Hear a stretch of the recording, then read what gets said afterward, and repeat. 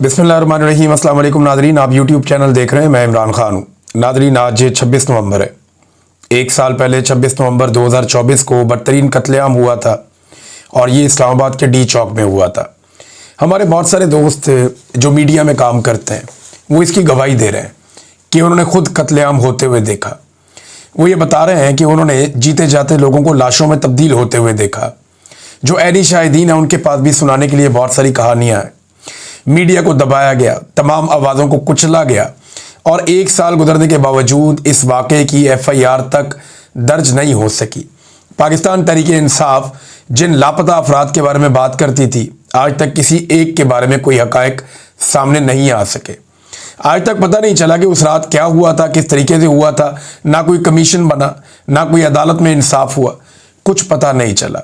बल्कि हमारे मीडिया के कुछ लोगों ने ऐसा झूठ बोलना शुरू किया कि उस रात गोली नहीं चली थी। मैं आपको एक वीडियो सुनवाता हूँ। सुनवाने का मतलब यह है कि उसके अंदर आपको बाकायदा गोली चलने की आवाज़ सुनाई देगी और ये एक मुख्तसर वीडियो है जो उस रात वहाँ पे ऐनी शाहिदीन ने बनाई। और ऐसी 2-3 वीडियो और भी हैं मेरे पास, लेकिन इन वीडियोज़ में आप नेचुरल साउंड सुन सकते हैं कि वहाँ किस तरह की अफरा तफरी थी और किस तरह गोली चल रही थी और किस तरह लाशें गिर रही थी और लोग कैसे भाग रहे थे। ये एक वीडियो आप सुनिए, आपको आइडिया हो जाएगा।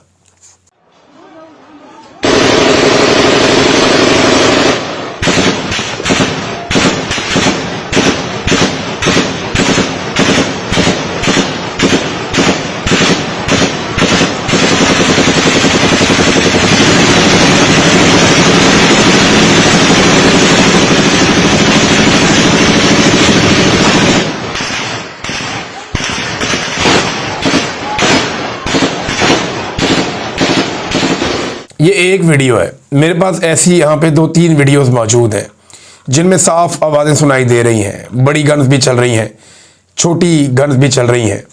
और कैसा ब्लैकआउट था, कैसा खौफनाक दिन था वो, और कैसी रात थी वो, जब गोलियां चलाई गई और बाद में एक क्लीनिंग ऑपरेशन किया गया जिसके बाद खून के धब्बे भी नहीं थे, कुछ भी नहीं था। लेकिन एक खौफ व हरास था जो इस्लामाबाद की फ़िज़ाओं में बड़े लंबे अरसे तक रहा। ये कत्लेआम करने वालों ने कर तो दिया, लेकिन इसमें जो मासूम और निहत्ते लोग मारे गए, वो कत्ल और वो खून के धब्बे उनके दामन पे हमेशा रहेंगे। ऐसा नहीं है कि ये लोग बच जाएंगे, इनको नींदें नहीं आएंगी, इनकी नस्लें रुल जाएंगी। जिन्होंने नाहक खून बहाया है वो इसकी कीमत अदा करेंगे, इस दुनिया में भी, अगली दुनिया में भी। क्योंकि किसी को नाहक कत्ल कर देना ये इतना बड़ा जुर्म है अल्लाह रब्बुल इज़्ज़त के नज़दीक कि इसकी सज़ा से आदमी बच नहीं सकता। अब जिन्होंने ये किया उन्हें भुगतना पड़ेगा। नादरीन, इमरान खान साहब की बहनों ने गुज़िश्ता रात धरना दिया। लगभग 9 घंटे तक ये धरना चला अडियाला जेल के बाहर, लेकिन इमरान खान साहब की मुलाकात नहीं करवाई गई। मैंने आपसे कहा था कि नवंबर का महीना ऐसा ही गुजरेगा, ये इमरान खान की मुलाकातें नहीं करवाएंगे। वजह यह है कि आसिम मुनीर साहब को एक एक्सटेंशन ताहयात मुराआत और ताहयात इस्तिस्ना चाहिए। उसके लिए वो आईनी तरमीम कर चुके हैं, लेकिन जब तक सारा काम मुकम्मल नहीं हो जाता तब तक वो इस बात का रिस्क नहीं ले सकते कि इमरान खान साहब का जेल से बाहर कोई वाज़ेह पैगाम या कोई स्टेटमेंट आए। अब अंदाज़ा कीजिए कि इमरान खान जेल में बंद है, वहाँ से एक बयान आने से ये लोग इतना डरते हैं, तो क्या ये इमरान खान को बाहर छोड़ने का रिस्क लेंगे? मैं आपको कई मरतबा पहले कह चुका हूँ। गुज़िश्ता साल हमें कोर्ट रिपोर्टर्स बताते थे, वकला बताते थे, और सबका ये कहना था कि इमरान खान साहब के ऊपर बनाए गए केसेस बड़े कमज़ोर हैं। इन्होंने इलेक्शन जीत लिया 2 नंबरी करके, इन्होंने अपना बजट भी पास कर लिया, तो अगस्त सितंबर तक इमरान खान साहब की रिहाई हो जाएगी, ये बातें कही जाती थी। और हमें उस पर यकीन भी आता था क्योंकि कानूनी नुक्ता नज़र से केसेस के अंदर कुछ था भी नहीं।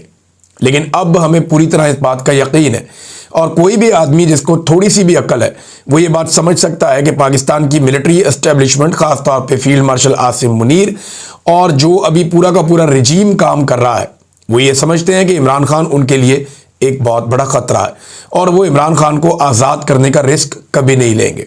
ख़ास तौर पे उस वक्त जब इमरान खान साहब का पाकिस्तान में तोती बोलता है, उस वक्त जब इमरान खान साहब पूरे पाकिस्तान की सबसे मकबूल लीडरशिप हैं, और अगर उन्हें छोड़ दिया तो पूरे पाकिस्तान को वो कंट्रोल करेंगे।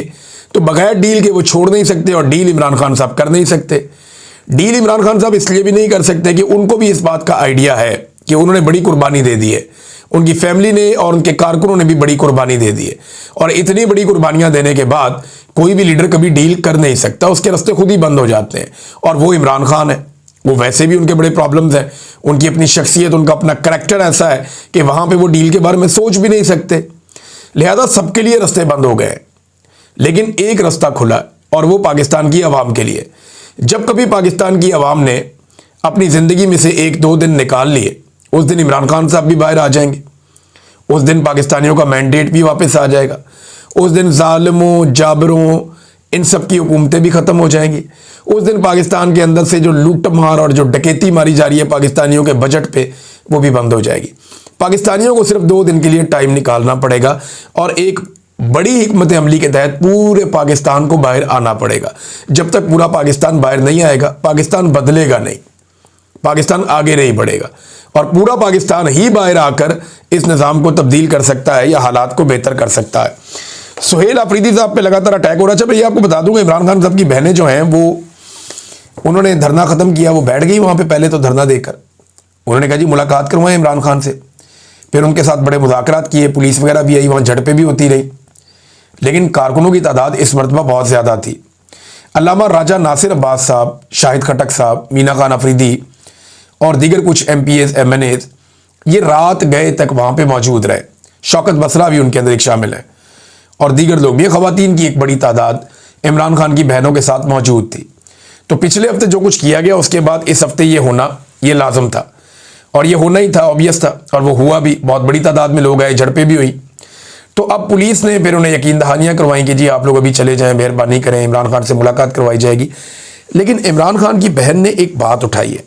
ये एक लाइव भी चल रहा था ट्रांसमिशन सोशल मीडिया पे, उसमें जबरान इलियास साहब थे, मैंने उसके अंदर देखा अलीमा खानम को देखा, मैंने उसके अंदर शहजाद अकबर साहब को भी देखा।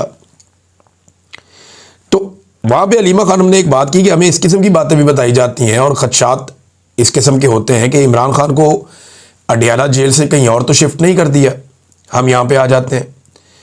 वो कहते हैं जी हमें तो ये भी बताया गया कि एक नई जगह भी तैयार की गई है, लेकिन हम इस बारे में कुछ जानते नहीं हैं।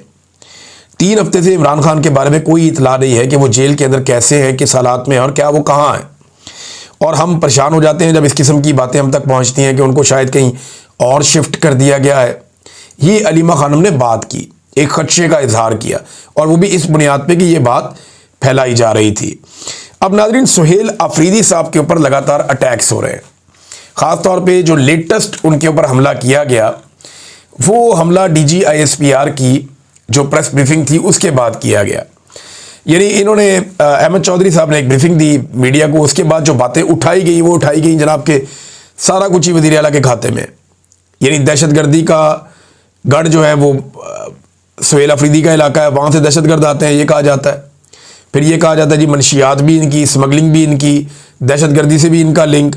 तो इस किस्म की चीज़ें करके सुहेल अफरीदी को बार बार दीवार के साथ लगाया जाता है। सुहेल अफरीदी ने एक वीडियो पैगाम जारी किया है और ये जो वीडियो पैगाम है ये बहुत इंपॉर्टेंट है, क्योंकि इसमें 2 चीज़ें जब मैंने पढ़ी और मैंने सुनी उनके अपने मुंह से, तो मुझे समझ आ गया कि अब ये उसी तरफ जा रहे हैं जो बात मैंने आपसे चंद माह पहले कही थी। एक तो सुहेल अफरीदी ने कहा कि जी मैंने जाना था इमरान खान साहब की बहनों के पास अडियाला जेल के बाहर, लेकिन तब मुझे ये इत्तला मिली, एक तो हर तरफ से घेरा डाला हुआ और दूसरा मेरे जाने पे, क्योंकि मेरे साथ और बहुत सारे लोग जाते हैं, सिक्योरिटी भी जाती, तो वहाँ पे कोई ना कोई फॉल्स फ्लैग का इनका मंसूबा था कि ये कोई फॉल्स फ्लैग ऑपरेशन कर देते और उसके बाद इमरान खान को नुकसान पहुँचा सकते थे। देखिए, एक बात आप याद रखिएगा नाजरीन कि एक बात मुझे अली अमीन गंडापुर ने बताई थी, और अली अमीन गंडापुर के पास ये बात मालूमात की बुनियाद पे थी या उनका अपना तज्जिया था, लेकिन उन्होंने मुझे ये बात कही थी। क्योंकि बहुत सारे लोग ये दबाव डाल रहे थे कि अडियाला जेल क्यों नहीं जाते आप लोग, आप इस्लामाबाद क्यों जाते हैं, आप जाएं अडियाला जेल जहाँ पे इमरान खान बंद है, उसको रिहा करवाएं। तो इस पे सवाल के जवाब में अली अमीन गंडापुर ने मुझे कहा था कि अगर मैं कारकुनों को लेकर अडियाला जेल चला गया तो मैं ये जानता हूँ कि जिस वक्त हम अडियाला जेल के बाहर एहतजाज कर रहे होंगे, ये वहाँ पे कोई फॉल्स फ्लैग ऑपरेशन करके इमरान खान को नुकसान पहुँचा के हमारे खाते में डाल देंगे, क्योंकि पाकिस्तान तहरीक इंसाफ ने जेल के ऊपर हमला किया था, हालात ख़राब हो गए और अंदर जनाब कोई मसला हो गया और ये इमरान खान साहब के साथ हो गया। ये अली अमीन गंडापुर ने इस खदशे का इजहार मेरे सामने किया था, एक दो और लोग भी सुन रहे थे, तो ये फॉल्स फ्लैग कर सकते हैं, ये बात ठीक है। क्योंकि PMLN के कुछ अकाउंट्स ने जब अडियाला जेल के बाहर पाकिस्तान तहरीक इंसाफ के लोग बैठे हुए थे तो इस किस्म की अफवाहें फैलाई कि PTI कारकुनों ने अडियाला जेल के ऊपर चढ़ाई कर दी और हमला कर दिया। हालांकि मौका पर ऐसा कुछ नहीं हुआ। जब PMLN के कुछ अकाउंट्स ने यह बात फैलाई कि मुबैना तौर पे पाकिस्तान तहरीक इंसाफ के कारकुनों ने जनाब अली हमला कर दिया जेल के ऊपर और जनाब वहाँ पे लड़ाई शुरू हो गई है और चढ़ाई कर दी है, जब इस किस्म की बातें फैलाई गई तो जो वहाँ पे मौजूद थे मीडिया के लोग, उन्होंने कहा जी हम तो यहाँ ऐसा कुछ नहीं देख रहे, सोशल मीडिया के ऊपर ये बकवास चल रही है और ये गलत इन्फॉर्मेशन फैलाई जा रही है, जिसपे बहुत सारे जो लोग समझते हैं इन मामलात को, उन्हें समझ आ गई कि एक फॉल्स फ्लैग ऑपरेशन इस तरीके से भी किया जा सकता है। तो तहरीक इंसाफ को काफ़ी रहना पड़ेगा, खबरदार और होशियार रहना पड़ेगा। तो सुहेल अफरीदी ने कहा मैंने जाना था लेकिन मैं इसलिए नहीं गया क्योंकि एक फॉल्स फ्लैग का एक खतरा मौजूद था और उस वजह से मैं नहीं गया। लेकिन जो उन्होंने बात की वो ये की वीडियो पैगाम में कि फैसला कुन बात की तरफ हम बढ़ रहे हैं और फैसला कुन वक्त आ रहा है, यानी ये सुहेल अफरीदी ने कहा। और उन्होंने अवाम की सपोर्ट मांगी, फिर ये भी बताया कि पुरअमन एहतजाज करेंगे और पूरे पाकिस्तान में करेंगे। ये वो बात है जो मैं आपको काफ़ी अरसे से बता रहा हूँ कि आप अगर इस्लामाबाद की तरफ पूरा पाकिस्तान बढ़ता है तो अव्वल तो सारा पाकिस्तान इस्लामाबाद की तरफ जाता ही नहीं है। कराची की आबादी जो है वो 2-2.5 करोड़ है। वहाँ से जब आप लोगों को कहते हैं इस्लामाबाद की तरफ बढ़ो तो मैक्सिमम आपके 5,000-10,000 बंदे निकलते हैं, क्योंकि इस्लामाबाद सारे नहीं जाना चाहते। अगर आप कराची के अंदर एहतजाज या जलसा जुलूस को बहुत बड़ी एक्टिविटी करना चाहते हैं, 1.5-2 लाख आदमी निकल आता है, बाद ज़्यादा निकल आता है।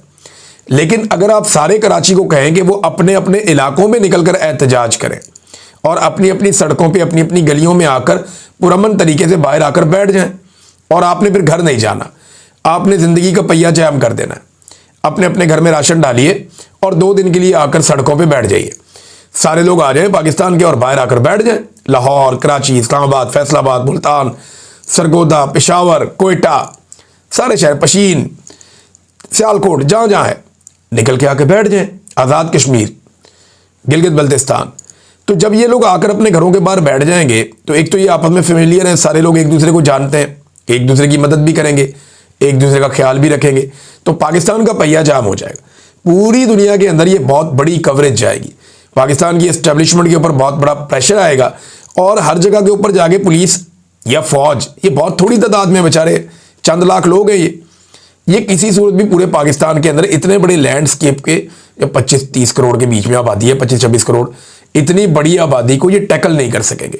मुझे लगता है पाकिस्तान तहरीक इंसाफ की हिकमत अमली ये है, इमरान खान साहब भी इसका इशारा दे चुके हैं माजी में, अब सुहेल अफरीदी की बात से भी इसका इशारा मिल रहा है। तो इमरान खान साहब को अडियाला से कहीं और शिफ्ट किया गया, ये सवाल उनकी बहन ने उठाया और उन्होंने कहा जी कि जब इस किस्म के खदशात हमारे सामने लाए जाते हैं तो हम परेशान हो जाते हैं। लेकिन एक खदशा और बहुत बड़ा भी है नाज़रीन। लेकिन इससे पहले कि मैं उस खदशे की तरफ जाऊं, मैं आपको ये भी बता दूं कि आज के दिन शोहदा के हवाले से पेशावर में एक प्रोग्राम भी है और उस प्रोग्राम में शिरकत के लिए इमरान खान की बहनों ने भी जाना है और इसीलिए उन्होंने अपना रात वाला धरना कैंसिल किया, वरना वो ये कह रही थी कि हम यहाँ पे बैठे रहते, लेकिन क्योंकि हमने इस प्रोग्राम में पहुँचना है लिहाजा वो धरना उन्होंने 9 घंटे के बाद ख़त्म किया, हुकूमत की यकीन दहानी के बाद। अब गंडापुर साहब की टीम काफ़ी मुतहरिक हो गई है और सुहेल अफरीदी के ऊपर पहले आहिस्ता आहिस्ता अब तेज़ हमले शुरू हो गए कि जनाब इमरान खान से मुलाकात भी नहीं कर सका ये बंदा, इमरान खान को बाहर लाने के लिए क्या कर रहा है। तो ये इस किस्म की, तो इससे तो गंडापुर अच्छा था, गंडापुर भी यही करता था, अब ये भी यही कर रहा है, ये बात नहीं है। गंडापुर साहब का और सुहेल अफरीदी का कुछ थोड़ा बहुत फ़र्क है। गंडापुर साहब को फरवरी 2024 में इलेक्शन जीतकर वो वज़ीर आला बने थे और उसके बाद उनको जो पहला एहतजाज करना पड़ा वो अक्टूबर में जाके करना पड़ा, यानी उन्हें कम से कम 8 माह 9 माह का बड़ा अच्छा ग्रेस पीरियड मिला था। सुहेल अफरीदी जो है वो अभी आया, इसको 2 माह पूरे नहीं हुए मेरे ख्याल में। दूसरी बात यह है कि गंडापुर साहब ने कोशिश करना छोड़ दी थी। इमरान खान साहब का यह मानना था कि गंडापुर को जब खुद काम होता है तब ये मुझे जेल में मिलने आता है, मैं बुलाता हूं तो ये नहीं आता। तो एफर्ट नजर नहीं आती थी गंडापुर की इमरान खान साहब से मुलाकात करने के लिए। सुहेल अफरीदी कम से कम हर मुलाकात वाले दिन वहां पे जाकर सिस्टम के कपड़े जरूर उतारता है, सिस्टम को नंगा जरूर करता है कि जनाब मैं आ गया हूं। वो अपना केस अवाम के अंदर बिल्ड करता जा रहा है, एक मोमेंटम बनाता जा रहा है। गंडापुर साहब का मोमेंटम उनको बना हुआ मिला था 2024 में फरवरी में, उनको मोमेंटम बना हुआ मिला था, वो उसको नीचे लेकर गए अपने कामों से। सुहेल अफरीदी को मोमेंटम बहुत तबाह करके मिला, बहुत डाउन गई थी पार्टी और सारा मोमेंटम तहरीक का, वो उसको उठाने की कोशिश कर रहा है। अब कुछ हद तक उठा है वो, लेकिन उस लेवल पे अभी भी नहीं पहुंचा जहां पे पिछले साल अक्टूबर नवंबर में पाकिस्तान तहरीक इंसाफ का एक मोमेंटम बना हुआ था। लेकिन जिस रफ्तार से ये लोग चल रहे हैं, बहुत जल्दी ये बहुत बड़ी तहरीक खड़ी करने के काबिल मुझे लगता है कि हो जाएंगे। नादरीन, मुझे इस बात का बड़ा खदशा है और मैं ये बात जो कर रहा हूं, मुझे इस बात का डर भी है कि कहीं पाकिस्तान को अफगानिस्तान और भारत के साथ एक साथ लड़ना ना पड़ जाए। और ये एक बहुत बड़ी हकीकत है, जितने लोग थोड़ा बहुत भी डिफेंस के मामलात को समझते हैं उन्हें इस बात का अंदाजा है। देखें, एक ट्वीट है, पहले वो आप देख लें, जो फॉरेन अफेयर्स की ट्वीट है अफगानिस्तान की, मिनिस्ट्री ऑफ फॉरेन अफेयर्स की। इन्होंने ये ट्वीट जो है पश्तो में भी की है, उर्दू में भी की है, अंग्रेज़ी में भी की है, डिफरेंट ज़बानों में इन्होंने ये बात की है। और इन्होंने दुनिया के सामने रखा कि जनाब वहाँ पे कोई एरियल स्ट्राइक हुई है अफ़गानिस्तान में और इसके पीछे वो पाकिस्तान के ऊपर इल्ज़ाम लगा रहे हैं। अच्छा, इसमें जो पाकिस्तान की जानिब से तरदीद आई है कि हमने नहीं किया। ज़बीउल्लाह मुजाहिद ने टीवी इंटरव्यू में कहा कि अफ़गानिस्तान के लोग अपनी सरज़मीन और ख़ुद मुख्तारी की हिफाजत के लिए तमाम दस्तयाब वसाइल के साथ मुनासिब वक्त और मौका पर भरपूर जवाब देने की सलाहियत और अज़म रखते हैं, यानी वो ये करेंगे। वो ये समझते हैं कि अफ़गानिस्तान के अंदर जो एक फ़ज़ाई हमला हुआ है उसमें पाकिस्तान मुलव्वस है और वो ये कह रहे हैं कि अब वो बदला लेंगे। अब ये हमले के हवाले से जो उन्होंने फुटेज जारी की है, इस हमले में 10 अफराद मारे गए हैं। अफ़गानिस्तान का क्लेम है कि हमला जो है वो पाकिस्तान की जानिब से किया गया है, जबकि पाकिस्तान का क्लेम है कि हमने ऐसा कोई हमला नहीं किया।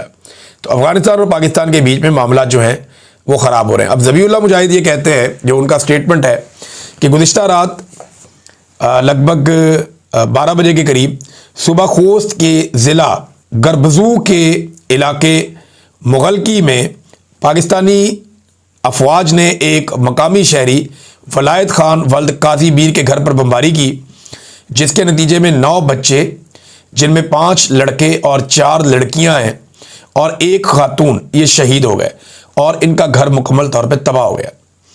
अब ये उन्होंने कहा जी पाकिस्तान ने किया, एक हवाई हमला किया, एक फ़िज़ाई हमला किया, उसमें 9 बच्चे और एक खातून वहाँ पे मारे गए हैं और उनका घर तबाह हो गया। ये ज़बीउल्लाह मुजाहिद ने कहा। अब वो ये कहते हैं जी वो इसका बदला भी लेंगे। फिर अफ़गान तालिबान की हुकूमत के तर्जुमान ज़बीउल्लाह मुजाहिद ने कहा कि पाकिस्तान ने अफ़गानिस्तान की खुद मुख्तारी की खिलाफ वर्जी करते हुए कुनड़ खोस्त के इलाके में बमबारी की है, जिसमें बहुत सारे मासूम लोग मारे गए, ये भी उन्होंने कह दिया। और हमले की मजम्मत करते हुए पाकिस्तान का मिलिट्री रिजीम अपनी नाकामियों को खुद ही एक्सपोज कर रहा है। नाकाम इंटेलिजेंस से तनाव को बढ़ाया जा रहा है। अफ़गानिस्तान जवाब देने का हक महफूज रखता है और दुरुस्त वक्त पर ज़रूरी जवाब भी दिया जाएगा। अब देखें, पाकिस्तान की और अफ़गानिस्तान की दुश्मनी बढ़ती जा रही है, जबकि अफ़गानिस्तान की दुनिया के कई ममालिक के साथ कुर्बतें भी बढ़ती जा रही हैं। इस वक्त अफ़गानिस्तान के 6 हमसाया ममालिक हैं, 6 में से 5 के साथ उसके बेहतरीन ताल्लुकात चल रहे हैं।